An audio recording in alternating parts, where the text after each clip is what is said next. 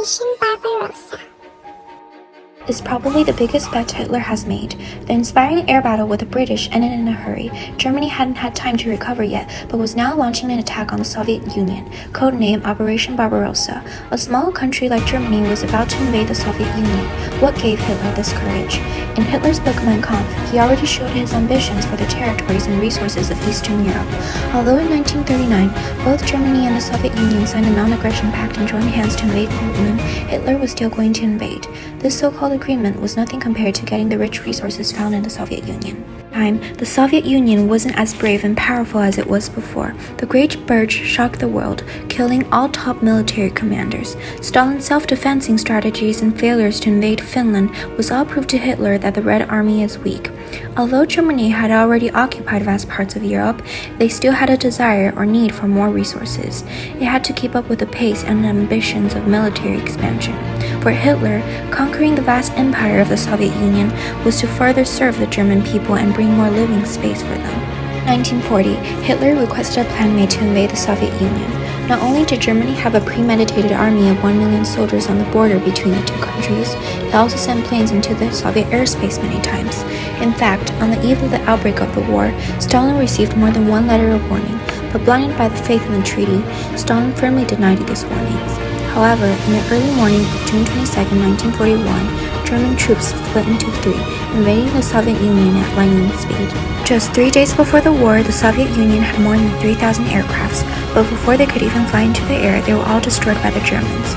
This fierce attack completely destroyed the Soviet defense system, and even Stalin himself was stunned.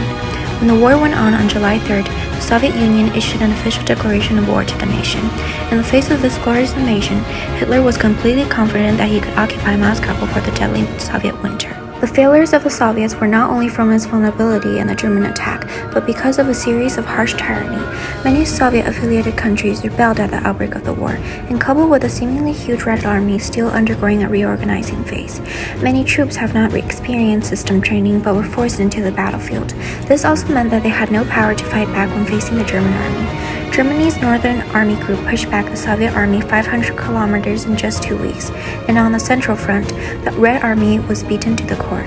Attrition levels were as high as 50%. Although the Soviet Union tried every means to break the enemy's offensive, they were trapped in a siege for 2 months. The Red Army's Southwestern Front situation on the Southern Front was slightly better. The pace of the German attack was fast and a large number of land fell into their hands.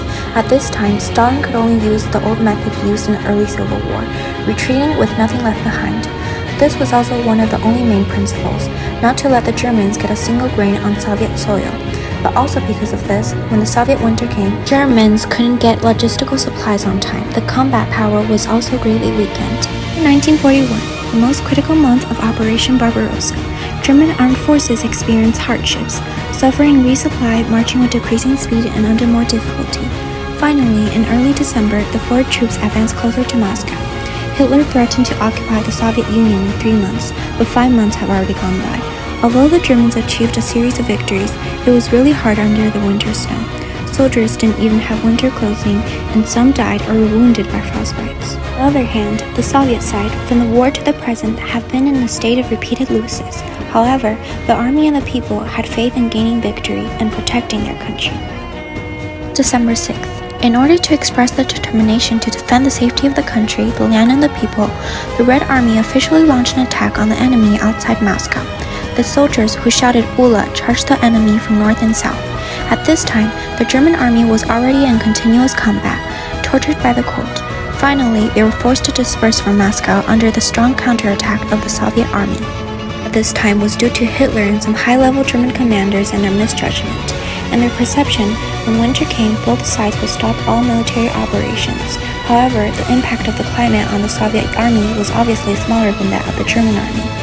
Coupled with the blind confidence that the Soviet Union would be destroyed in 3 months, the German army was not prepared for the later winter operations. Everything went well in the early stages of the invasion. The Soviet army felt heavy casualties.